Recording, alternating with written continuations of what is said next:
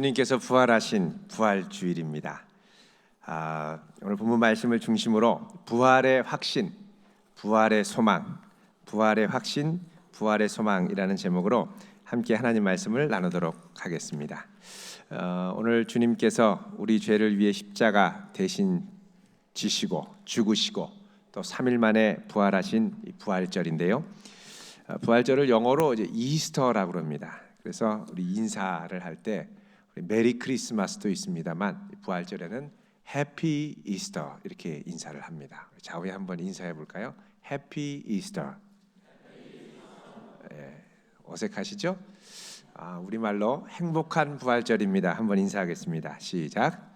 행복한 부활절입니다. 아멘. 주님의 부활이 우리 모두의 마음과 중심 가운데 풍성하게 넘칠 수 있기를 바랍니다. 우리가 신앙생활을 할 때 예수님께서 우리를 사랑하셨고 또 더 나아가서 우리를 위해 십자가에 못 박히셨고 여기까지 이제 받아들이는 분들은 꽤 많이 계십니다. 그러나 믿음 생활을 이제 처음 시작하시는 분들 중에 보면 예수님이 부활하셨다라는 사실에 대해서는 마음속으로 이제 받아들이는 것이 이제 주저되는 분들이 의외로 많이 계시는 것을 이제 볼 수가 있습니다. 그래서 내가 믿는 예수님이 십자가에 못 박혀 돌아가시는 주님, 여기까지는 인정이 되는데 그 주님이 부활하셔서 지금도 여기에 살아계셔서 나와 함께 계시는 주님이 아닌 경우가 의외로 많다는 것입니다. 주님 생각하면 늘 십자가만 생각이 나지 지금 이 자리에 함께 하시는 주님이 별로 생각이 나지 않는 것입니다. 그저 우리를 위해서 죽으시고 또 살아생전에 좋은 말씀 해주시고 또 희생하신 그분의 뜻 잘 기리면서 살아야지 이런 마음으로 신앙생활을 한다는 것입니다.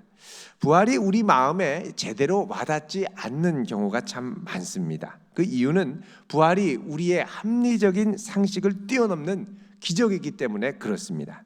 이것은 기적 외에는 다른 걸로 설명하기가 참 어렵습니다. 그래서 이 예수님의 부활을 많은 사람들은 역사적으로 일어나지 않은 하나의 가설적인 것으로 받아들이려고 하는 경우가 많습니다. 그래서 인터넷이나 이런 데도 보면 백과사전이나 인물사전이나 이런 것을 이제 검색해서 보면 예수 그리스도 그러면 그분은 이 땅에 오셔서 또 예수 운동을 일으키시고 또 많은 좋은 가르침을 주시고 십자가에 못 박혀서 죽으셨고 그 사후에 제자들이 그를 부활하셨다고 믿어서 이런 교회를 만들어 갔다고 한다 이렇게 얘기하는 경우가 의외로 많습니다. 그러니까는 예수님이 부활하셨다라는 걸 역사적인 사실로 기술하는 게 아니라 예수님은 부활하신 게 아니라 십자가에 달려 돌아가셨고 그 이후에 그의 부활을 믿는 사람들이 많아지게 되었다 이런 식으로 이야기를 한다는 것입니다. 사실 예수님의 부활을 거부하려는 시도는 역사적으로 여러 번에 걸쳐서 있었습니다. 그 중에 한 3가지 정도를 함께 생각을 해볼 수가 있습니다. 첫 번째는 뭐냐? 시체 도난설입니다. 시체 도난설. 핵심이 뭐냐? 예수님 십자가에 장사됐는데 몰래 제자들이 한밤중에 와서 그 무덤 열고 시신 가지고 도망갔다는 거예요. 그래서 생전에 예수님께서 말씀하신 것처럼 부활했다라고 이제 헛소문을 퍼뜨리고 다니는데 사실은 제자들이 훔쳐갔다는 것입니다. 자, 이게 이제 성경에도 나옵니다. 예수님이 십자가에 못 박히시고 장사되고 그 다음 날이 됐을 때 빌라도의 집에 대제사장들과 그리고 서기관들이 함께 모여서 논의를 합니다. 바리새인들이 모여서 우리 마태복음 27장 63절을 함께 보도록 하겠습니다. 마태복음 27장 63절입니다. 51조 같이 읽어보겠습니다. 시작. 주여 저 속이던 자가 살아있을 때에 말하되 내가 사흘 후에 다시 살아나리라 한 것을 우리가 기억하노니. 자, 저 속이던 자 예수 그리스도가 살아있을 때 내가 사흘 후에 다시 살아나겠다라고 헛소문을 퍼뜨리고 다니던 것을 우리가 기억합니다. 그래서 64절입니다. 시작. 그러므로 명령하여 그 무덤을 사흘까지 굳게 지키게 하소서. 그의 제자들이 와서 시체를 도둑질하여 가고 백성에게 말하되 그가 죽은 자 가운데서 살아났다 하면 후에 속임이 전보다 더 클까 하나이다 하니. 자, 그렇기 때문에 혹 사흘 안에 제자들이 시체를 훔쳐갈 수 있으니까 시체를 훔쳐가지 못하도록 무덤을 단단하게 단속을 하십시오. 그래서 65절에 빌라도가 얘기를 합니다. 너희들 대제사장들, 너희에게는 성전을 지키는 성전 경비대원이 있지. 그들을 데려가서 힘 닿는 대로 굳게 그 무덤을 지켜라. 그래서 66절에 보면 경비병과 함께 가서 돌을 임봉하고 무덤을 굳게 지켰습니다. 여러분, 당시에 무덤은 막는 이 입구가 아주 좋은 무덤 같은 경우에는 이 돌을 굴려서 막게 돼 있었습니다. 돌을 굴려 막는데 그게 이제 홈이 있어서 제일 그 무덤 한가운데 막는 곳에 이르면 밑에 깊이 홈이 파였습니다. 그래서 굴리다가 그 홈으로 툭 떨어뜨리면 쾅 내려가서 이제 돌이 거기에 고정이 되는 겁니다. 거기에 인봉을 하면 무덤 입구와 이 바닥 이 그 홈 쪽에 석회 시멘트를 갖다가 이제 바르죠. 그러면 이게 꼼짝 못하고 여러분 그 한라산이 아니죠. 흔들바위 설악산 가서 막 흔들어 보십시오. 흔들을 해도 잘 넘어지지가 않습니다. 마찬가지로 이 예수님의 무덤 돌도 흔들 아무리 한 사람이 해도 못 옮길 수 있도록. 그래서 4-5명은 힘을 줘야 이 홈에 있는 이 돌이 들려서 밖으로 나갈 수가 있었습니다. 그러니까 이것을 이제 이 돌을 이 홈에 고정시킨 다음에 그 다음에 그쪽을 다 석회 시멘트로 발라버렸으니까 인봉을 해버렸으니까 사람이 자기 한 2-3사람 4-5명 장정이 와도 옮길 수 없도록 단단히 이제 인봉을 한 것입니다. 자, 그렇게 이제 인봉을 했는데 이제 문제는 뭐냐? 사흘 만에 한밤중에 천사가 와서 그 돌문을 옮겨버린 겁니다. 28장에 보면 2절입니다. 읽어보겠습니다. 시작. 큰 지진이 나며 주의 천사가 하늘로부터 내려와 돌을 굴려내고 그 위에 앉았는데, 자, 천사가 와가지고 돌을 굴리고 앉았습니다. 큰 지진이 나면서 땅이 흔들리고 이 땅이 흔들리면서 이 석회 시멘트 발랐던 게 흔들렸겠죠. 그리고 천사가 내려와서 돌을 굴려냈습니다. 자, 얼마나 이게 충격적인 사건입니까? 이걸 지키던 경비대원들이 이걸 보고 혼비백산해가지고 정신을 못 차리고 이제 대제사장에게 찾아가서 그 이야기를 합니다. 자, 그 얘기를 하니까 대제사장들이 어떻게 하느냐? 12절 28장 읽어보겠습니다. 12절 13절 시작. 그들이 장로들과 함께 모여 의논하고 군인들에게 돈을 많이 주며 이르되 너희는 말하기를 그의 제자들이 밤에 와서 우리가 잘 때에 그를 도둑질하여 갔다 하라. 자, 잘 때 제자들이 와서 도둑질했다고 얘기하라, 이렇게 얘기를 합니다. 그래서 15절에 보면 군인들이 돈을 받고 가르친 대로 하였으니 이 말이 오늘까지 유대인 가운데 두루 퍼지니라 말씀합니다. 그러니까는 돈으로 매순된 군인들이 와가지고 예수의 시신 제자들이 도둑질해 갔다, 이 이제 소문을 이제 퍼뜨린다는 것입니다. 자, 만약에 우리가 이 군인들의 말을 액면 그대로 믿는다 그러면 오늘날도 이런 분이 있습니다. 그 예수님 시신 그거 도둑질해 간 거잖아, 이렇게 얘기를 하죠. 빈 무덤을 봤다고 하니까 오늘날 이 무신론자 중에서도 여전히 이런 주장을 펼치는 분들이 있습니다. 그런데 이제 이 얘기를 듣다 보면 이제 의문점이 생깁니다. 뭐냐면, 자, 그렇게 큰 돌 4-5명이 옮겨야 겨우 옮길 수 있는 그 돌을 시멘트까지 발라놨는데 꼼짝 못하는 그 돌을 이제 사람들이 와서 한밤중에 옮기는데 성전 경비대원들이 그 지키고 있었단 말입니다. 근데 만약에 이제 설사 잠들었다고, 경비 설 때 잠들었다고 한다고 하더라도, 잠들어도 누가 와서 낑낑거리고 돌 움직이는 소리, 굴러가는 소리가 드르르르 소리가 나면 안 깨겠냐는 겁니다. 여러분, 군대 다니실 때 우리 남성분들 경비 쓸 때 졸 때도 있습니다. 근데 졸더라도 무슨 소리가 바스락 나면 바로 깨시죠. 조셨나요? 저는 군대에 있을 때 경비를 밤 10시부터 3시까지 쓰는데 말똥말똥 대부분 말똥말똥 잘 섰죠. 그러다 어쩔 때 정말 잠이 부족해서 피곤해서 잠깐 눈이 이렇게 비몽사몽할 때가 있는데 그렇다 하더라도 바스락 소리만 나면 눈이 번쩍 띄어집니다. 더구나 예수님 돌아가신다고 그래서 이 훔쳐갈지 모르니까 단단히 지키라고 그러고서는 잘 지키고 있는데 누군가 와서 낑낑거리고 막 으야 막 이러는데 이 소리를 안 듣고 그냥 잘 수가 없습니다. 설사 잤다고 해보십시오. 잤는데 그래서 제자들이 와가지고 예수님 시신을 가져갔다고 하면 누가 가져갔는지 어떻게 합니까? 자고 있었는데 그 보지도 못하고 깊은 잠에 빠지는데 예수님 제자들이 가져간 건 또 어떻게 알았습니까? CCTV를 설치한 것도 아니고.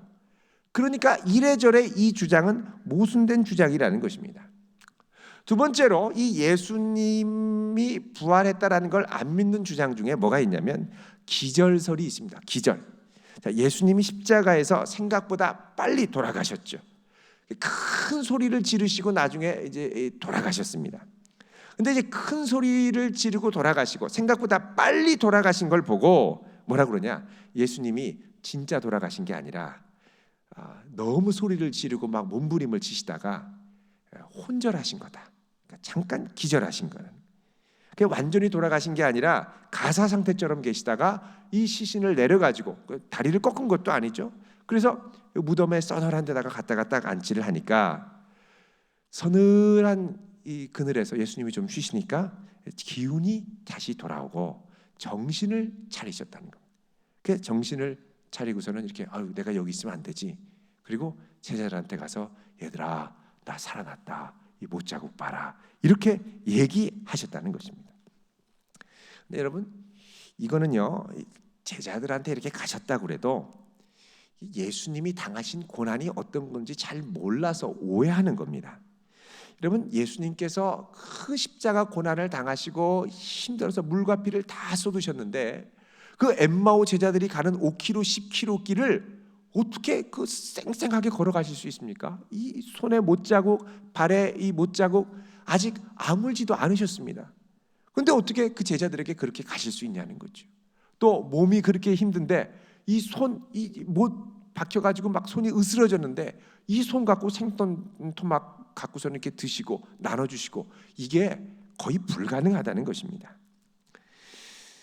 그리고 도마한테 나타나서 야, 너 못 믿냐? 한번 만져봐라. 이럴 때 이게 한 두세 달 지나서 상처가 다 아물면 이렇게 넣어봐도 안 아플 수 있습니다. 근데 막 고난당하고 얼마 되지도 않았는데 넣으면 얼마나 아리고 아프겠습니까? 우리 같으면 도마가 와서 제가 만져봐. 그럼 도마가 이게 만지면 막 이럴 겁니다. 만지지 마! 보기만 해. 아파 죽겠네. 분명히 이 소리 나오죠. 근데 예수님께서 만져보라고 그럴 때 쑥 집어넣었을 때 이 몸은 그냥 고난을 당한 몸이 아니라 부활한 새로운 예수님의 몸이라는 것입니다. 더구나 이 예수님께서 채찍 40대를 맞으셨을 때 예수님께서 이제 건강한 걸음으로 걸어가지 못하셨습니다. 그래서 자꾸 쓰러지시니까 구레네 사람 시몬한테 십자가를 지게 하라고 그러죠. 그 교회의 이제 역사가였던 유세비우스가 3세기경에, 그러니까 3세기면 200년 되죠. 로마 군병이 채찍질을 해서 고난받은 사람의 형편을 기술하는 이 글이 있습니다. 여기 보면 뭐라고 나오냐면 태형을 당하는 사람의 정맥이 밖으로 드러나고, 정맥 핏줄이 밖으로 드러난다는 거예요. 근육, 근골, 그리고 창자의 일부가 노출되었다, 이렇게 얘기를 합니다. 그러니까 십자가를 달리시기 전에 이 채찍질을 맞을 때 이 채찍에 금속과 뼈 조각, 쇠 조각이 들어있어서 사람의 피부와 근육 조직을 날카롭게 벗겨가는데 이게 30대, 40대까지 가면 그 안에 근육이 다 흐물흐물하게 벗겨지고, 그리고 예수님 안에 있는 이 창자, 등을 때리면 이 안에 있는 내장, 장기가 큰 손상을 입고 이제 출혈이 온다는 것입니다. 예수님께서 이거를 감당하지 못하셔서 이미 큰 내상을 입고 자기 십자가를 지지 못하고 비틀거리면서 가셨는데, 그리고 예수님께서 십자가에 못 박히셨죠. 못 박히셨을 때 보통 이제 이 의학자들은 예수님이 못 박혔을 때 이 손 가운데 박히신 게 아니라 손목에 박히셨을 것으로 얘기를 합니다. 또 그 예루살렘에서 십자가형을 받은 이 요한안이라고 하는 사람의 이 시신이 이제 전에 발굴이 돼서 보니까는 아직 발에 못 박힌 7인치의 못이 그대로 박혀 있는 게 그대로 이제 발굴이 된 적이 있습니다. 그 십자가의 못을 박힐 때 이 손목에 못이 박혔을 가능성이 큰데, 그 당시의 관행으로 보면 이게 박힐 때 그냥 박히는 게 아니라 이 안에 있는 신경을 다 부서뜨린다는 겁니다. 발에 있는 신경하고. 그 여러분, 이 팔꿈치로 어디 가다가 이 딱딱한 곳에 모서리나 이런 데 잘못해서 딱 부딪히면 손이 막 찡찡찡하지요. 자, 이 찡찡거리는 이 신경이 이 못에 박히면서 다 부서지고 으깨진 겁니다. 발도 그렇고. 자, 이런 상태로 건강한 몸으로 걸어 다녔다, 이거는 절대 불가능하다는 겁니다. 게다가 십자가에 달리시면서 이 어깨뼈는 거의 몸무게를 지탱하지 못해서 탈골이 되시죠. 자, 이렇게 볼 때 예수님이 기절하셔가지고 다시 일어나서 곧바로 제자들에게 갔다, 이거는 불가능하다는 것입니다. 세 번째로는 예수님의 부활을 믿지 않는 사람들 중에 흔히 주장하는 무신론자들의 주장 중에 환상설이 있습니다. 환상. 이건 뭐냐? 복음서에 제일 처음 예수님의 부활을 증언한 사람이 누구냐? 여인들이라는 거죠. 여러분, 이 유대 관습에 따르면 증인은 유대인 남자가 적격입니다. 여자는 증인의 자격에 해당하지 않았습니다. 그런데 증인 자격 없는 여인들을 제일 처음 부활의 증인으로 세우고, 또 그 다음에 제자들이 예수님을 봤다고 하지만 정말 귀신이 나오는 것처럼 갑자기 딱 나타났다가 또 갑자기 딱 사라지시지 않습니까? 자, 이거는 진짜를 본 게 아니라, 이 부활하신 몸이라고 해도 이게 진짜가 아니라 제자들이 간절히 보고 싶은 이 심리 작용으로 인해서 나타난 환상이라는 것입니다. 그러니까 한마디로 너무 간절하게 원하니까 헛것을 봤다는 거죠. 여러분, 제가 예전에 어릴 때 이 교회 학생회 수련회 때 간절히 기도할 때 놀라운 경험을 했습니다. 기도하는데 세상에 이제 캄캄한 데서 이제 기도실에서 같이 우리 학생들 기도하는데 갑자기 빛이 환하게 비치면서 막 주님이 오시는 것 같은 거예요. 막 뜨겁게 기도하는데 그때 다 동일한 환상을 봤던 것 같습니다. 뜨겁게 막 기도하는데 어떻게 된 건가 살짝 신눈을 떠서 보니까 누가 화장실 간다고 불을 켜놓은 거예요. 열심히 기도하는. 그러니까 갑자기 확 밝아지니까 다들 막 깜짝 놀라서 감동하면서 막 울고 크게 기도하고 주님 오셨다 그러고 천사 나타났다 그러고 난리가 나죠. 자, 이랬다 하더라도 뭔가 이 변화가 외적으로 있어야 그거에 대한 해석이 또 이렇게 나오는 건데, 그냥 단순히 심리적으로 보고 싶어서 예수님이 나타났다, 이게 쉽지 않다라는 것입니다. 여러분, 저명한 크리스천 이 심리학자 중에 게리 콜린스라고 하는 분이 계십니다. 이 게리 콜린스 박사가 이 환상의 심리적인 이 현상에 대해서 이렇게 이야기한 적이 있습니다. 환상이라는 것은 절대 집단적인 것이 아니라 개인적인 것입니다. 그리고 본질상 한 사람의 한 번씩, 한 번에 한 사람씩만 그 환상을 볼 수 있습니다. 집단적으로 목격하는 건 절대 환상이 아니라는 것입니다. 환상은 주관적인 것이고 또 개인적인 의미에서만 존재하는 것이기 때문에 다른 사람도 동일한 환상을 보기가 쉽지 않다는 것입니다. 자, 이렇게 볼 때 모든 제자들이 한꺼번에 예수님을 봤다, 불가능하다는 겁니다. 게다가 환상을 보려면 심리적인 여건이 조성이 돼야 됩니다. 어떤 여건이냐? 간절히 바라는 여건이에요. 내가 정말 보고 싶다, 이럴 때 뭐가 지나가더라도 예수님이야, 이렇게 이제 확신을 하지, 아무것도 바라지 않는데 갑자기 나타났다고 예수님이네 라고 말하기가 쉽지 않다는 것입니다. 그래서 여인들이 예수님을 봤을 때 이들의 심리 상태가 어땠느냐? 여러분, 여인들이 예수님 시신 닦아주러 향유 바르러 갔을 때 부활하신 예수님을 만나려고 기대해서 간 게 아니었습니다. 다 예수님 죽은 줄 알고 간 거예요. 근데 갔는데 거기서 예수님이 나타나신 거죠. 또 베드로는 어떻습니까? 예수님 살아날 거야 라고 기대하지 않았습니다. 예수님 3번이나 부인하고 완전히 멘붕이 와서 완전히 망연자실에 있을 때 나타나셨죠. 다른 제자들도 비슷했습니다. 이게 집단적인 체면에 걸릴래야 걸릴 수도 없다는 것이죠. 그래서 어떤 분은 뭐라고 그러냐면 이 예수님의 부활은 환상이라고 하기에는 좀 논리적으로 모순이 많고 대신 후대의 사람들이 만들어낸 전설이다, 이렇게 얘기를 합니다. 전설. 여러분, 전설은 보통 당대에 만들지 않고 후대로 지나가면서 만들게 되어 있습니다. 어떤 학교나 회사에서도 보면 직장 상사, 학교 선배 중에 전설 같은 선배의 이야기가 흘러 들어오죠. 뭐냐? 몇 년 전에, 10년 전에, 20년 전에 그 선배들이 경험했던 사람들이 선배의 이야기를 자꾸 후대에 가면서 덧붙이면서 완전히 신화처럼 만들어 버리는 겁니다. 근데 오늘 본문에 나오는 이 예수님의 부활에 대한 기사를 보면 이거는 후대에 덧붙인 게 아니라 오히려 신약 성경 중에 가장 일찍, 가장 먼저 쓰여진 본문 말씀이라는 것입니다. 그래서 이 본문, 이 고린도전서 15장 3절에서 8절을 뭐라 그러냐? 신경, 신조라고 이야기를 합니다. 영어로 크리드라고 그러죠. 크리드. 자, 그러면 오늘 본문 우리가 읽은 고린도전서 15장 3절에서 8절이 초기에 쓰여졌다라는 걸 우리가 어떻게 아느냐? 여러분 여기 보시면 몇 가지 단서들이 있습니다.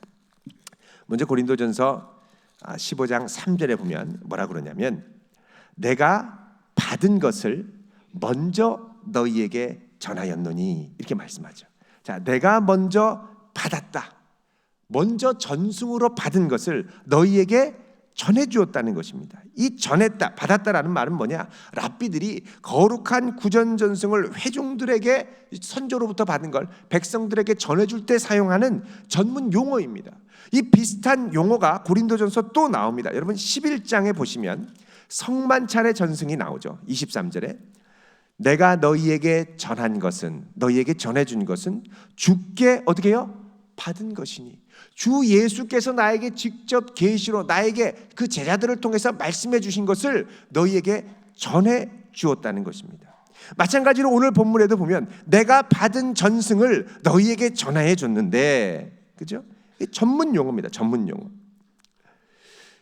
그 뭘 받았느냐? 성경대로 그리스도께서 죽으시고 성경대로 부활하셔서 우리에게 나타나셨다는 것입니다. 이 오늘 3절부터 8절의 말씀을 자세히 보면 이게 구전전승으로 전승되었을 것 같은 이 헬라어의 운율이 살아있는 말입니다. 노래시가 되는 거죠. 우리말로 번역해서 좀 그 맛이 죽습니다만 예를 들면 이런 겁니다. 자, 3절 중반에 보면 이렇게 시작합니다. 성경대로 그리스도께서 우리 죄를 위하여 죽으시고 장사 지낸 바 되었다가, 그 다음에 또 보면 그 다음 운율로 성경대로 사흘 만에 다시 살아나사 게바에게 보이시고, 그 다음에 후에 12제자에게와 그 후에 500여 형제에게 일시에 보이셨나니, 그 다음 구절이 그 중에 지금까지는 대다수는 살아있고 어떤 사람은 잠들었습니다. 이게 운율로 헬라어로 탁탁탁 맞아떨어지는 구전전승이라는. 그러니까 이게 단순히 그냥 말씀이 아니라 예전부터 사도 바울이 다메섹에서 예수님 만난 다음에 그 다음에 사도들을 만나서 교제를 갖죠. 이때 받았던 예수님에 관한 전승을 잘 간직하고 있다가 이 고린도 교회 교인들에게 전승을 전달해 주었다는 것입니다. 그 다음에 세 번째로 보면 여기 보면 베드로를 향하여 뭐라 그러냐면 5절에 게바에게 보이시고 그럽니다. 이 게바라는 말은 베드로를 게바라고 그럽니다. 이 게바는 이 베드로의 아람어 이름입니다. 아람어는 예수님 당시에 사용했던 언어죠. 예수님이 아람어를 사용하셨었습니다. 근데 이 아람어를 사용했던 이 초기의 언어가 그대로 여기 들어있다는 건 뭐냐? 이게 전승으로 가장 초기의 일을 그대로 전해준다는 것입니다. 네 번째로는 사도 바울이 거의 잘 쓰지 않는 단어들, 예를 들면 여기에 야고보, 거의 말도 언급도 안 하죠. 그 다음에 여기 12제자 이런 말, 여러분 이 사도 바울의 편지에 보면 12제자 언급하는 게 안 나옵니다. 그게 저명한 독일의 이 신학자인 요아킴 예레미야스라는 분은 이것을 자세히 연구한 다음에 결론을 내렸는데 뭐라 그러냐? 이것은 초기 기독교의 가장 이른 전승, 가장 먼저 쓰여진 전승 중에 하나다라고 결론을 내렸습니다. 이 전승의 시기를 대충 몇 년으로 우리가 추정을 하냐면 32년에서 38년. 그러니까 예수님 부활하시고 조금 있다가 사도 바울이 이 예수 믿는 사람들 이 박해하려고 막 가다가 다메섹 도상에서 예수님 만나죠. 그리고 이제 사도들을 만나서 이제 예수님에 대한 이야기 전승들을 쭉 전해 들었을 시기가 바로 32년에서 38년 정도가 되었다는 것입니다. 그러니까 이게 오늘 말씀 보면은 주님께서 살아나셔서 게바 베드로에게 보이시고 12제자에게 보이시고 500여 형제에게 일시에 보이셨다. 또 더구나 보면은 누구한테 보였습니까? 야고보에게 보이셨다. 야고보는 예수님의 동생 야고보입니다. 원래 예수님이 공생의 사역을 하실 때 야고보는 예수님 믿지도 않고 따라다니지도 않았습니다. 근데 부활하신 주님 만나고 변한 거예요. 또 사도 바울도 예수님 대적하고 예수님의 부활을 믿는 사람들을 미워했는데 예수님 만나고 변화된 것이죠. 자, 이렇게 볼 때 예수님의 부활은 전설이 절대 아니고 초기부터 많은 이들이 경험했던 절대적인 사실이라는 것입니다. 게다가 이 예수님의 부활을 경험했던 이 초대 성도들의 삶을 보면 이들의 삶이 예수님 부활을 경험하고 획기적으로 변화가 됐습니다. 이걸 살펴보면 우리가 예수님의 부활에 대해서 훨씬 더 열린 마음으로 다가갈 수가 있습니다. 먼저는 이 제자들이 부활하신 예수님을 만난 다음에 어떻게 되느냐? 죽기까지 그 믿음을 버리지 않고 지켰습니다. 여러분, 예수님이 십자가에 달려 돌아가셨을 때 심히 낭망해 있었죠. 그 낭망한 이유는 뭐냐? 예수님이 기대를, 우리를 구원해 줄 메시아라고 기대를 잔뜩 한 것도 있지만 이 예수님이 십자가에 달려 돌아가셨기 때문에 낭망을 한 겁니다. 왜냐? 신명기 21장 23절에 보면 나무에 달린 자는 저주를 받았다고 말씀하셨습니다. 그래서 이 예수님이 십자가 달린 건 하나님께 저주받아서 죽은 거지 이 메시아가 아니라는 이 자괴감이 많이 들은 거죠.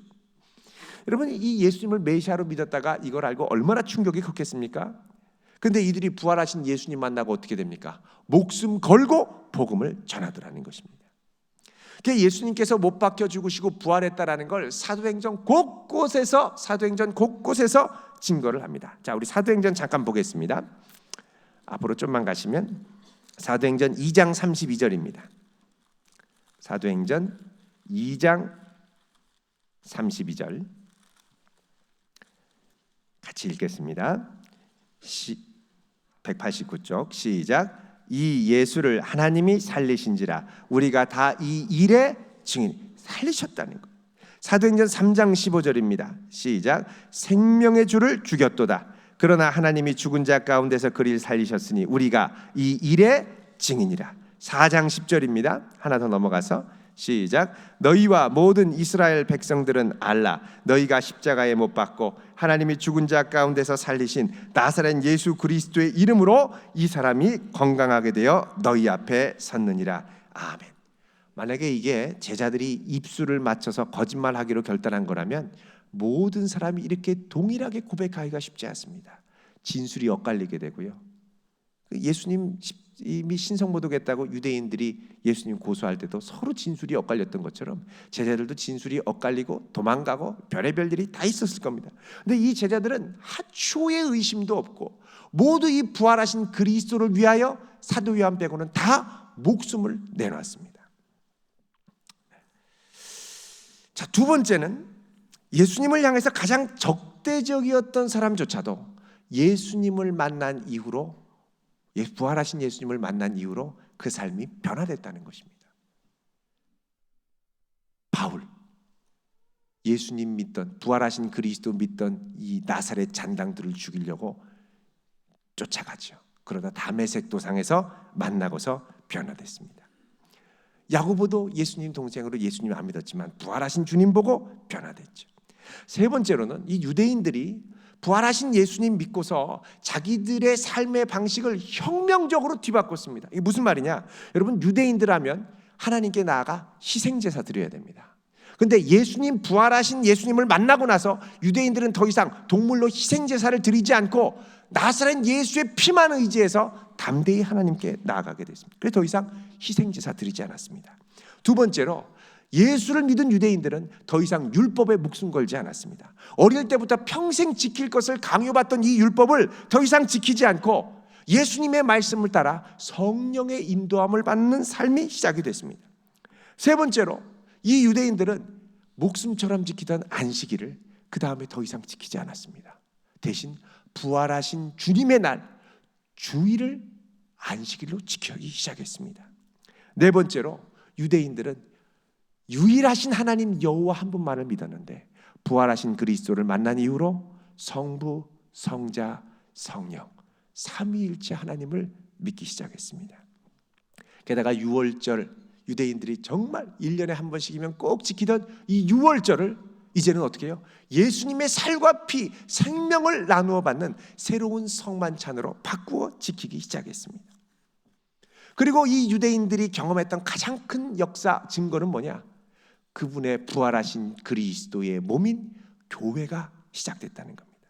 교회는 부활하신 그리스도를 만난 사람들이 이 땅에서 그 그리스도를 계속해서 경험하는 작은 천국, 그리스도의 현존의 실체가 됩니다. 이 그리스도께서 부활하신 직후에 교회가 생겼는데 20년이 지나기도 전에 로마 황실까지 들어가게 됐고 300년 후면은 온 로마 제국 전 세계를 압도하게 됩니다. 여러분, 더 놀라운 것이 있습니다. 그건 뭐냐? 이 교회는 오늘날까지 전 세계에 계속해서 퍼져나가고 있고 지금도 이 부활하신 그리스도를 만났다고 하는 증인들이 계속해서 생겨나고 일어나고 있다는 것입니다. 여러분, 한번 물어보겠습니다. 나는 부활하신 그리스도를 만났고 그분께서 내 삶을 변화시키셨고 내 삶을 붙드시고 인도하고 계심을 확신합니다, 믿습니다 하는 분들 한번 손 들어 보시겠습니까? 이렇게 많은 분들이 부활하신 그리스도를 확신하고 계십니다. 여러분, 더 놀라운 것이 있습니다. 그건 뭐냐? 그리스도의 부활은 이제 시작에 불과하다는 겁니다. 오늘 그리스도께서는 오늘 보면 20절 이하가 말씀하는 것처럼 잠자는 자들의 첫 열매가 되시고 이제 그 이후로 우리 모두에게 이 부활의 생명을 주셔서 놀라운 변화를 일으키신다고 약속을 하고 계십니다. 오늘 고린도전서 15장 22절 23절을 같이 읽도록 하겠습니다. 고린도전서 15장 22절 23절입니다. 시작. 아담 안에서 모든 사람이 죽은 것 같이 그리스도 안에서 모든 사람이 삶을 얻으리라. 그러나 각각 자기 차례대로 되리니 먼저는 첫 열매인 그리스도요 다음에는 그가 강림하실 때에 그리스도에게 속한 자요. 자, 아담 안에서 모든 사람이 죽은 것처럼 모든 사람이 이 부활의 생명을 얻는데 먼저는 그리스도, 그리고 그분이 다시 강림하고 재림하실 때에 그에게 속한 부활하신 그리스도를 믿는 모든 성도가 이 부활의 생명, 못 박혀서 상처나고 피 흘리고 아파야 할 그 몸이 생명의 몸으로 변화돼서 공간을 마음대로 넘나들며 하나님께 영광을 돌릴 수 있는 놀라운 부활의 몸으로 바뀌었죠. 이런 몸을 우리가 입게 된다는 것입니다. 그리고 그분이 다시 이 땅에 오실 때 우리는 영원한 부활의 소망을 갖고 나아가게 됩니다. 여러분, 함께 따라하겠습니다. 우리 주님 부활하셨습니다. 지금 여기 함께 계십니다. 이 확신을 갖고 지금 여기에 우리와 함께 계시는 부활하신 그리스도를 누릴 수 있는 복된 성도 되시기를 주님의 이름으로 축원드립니다. 기도하겠습니다.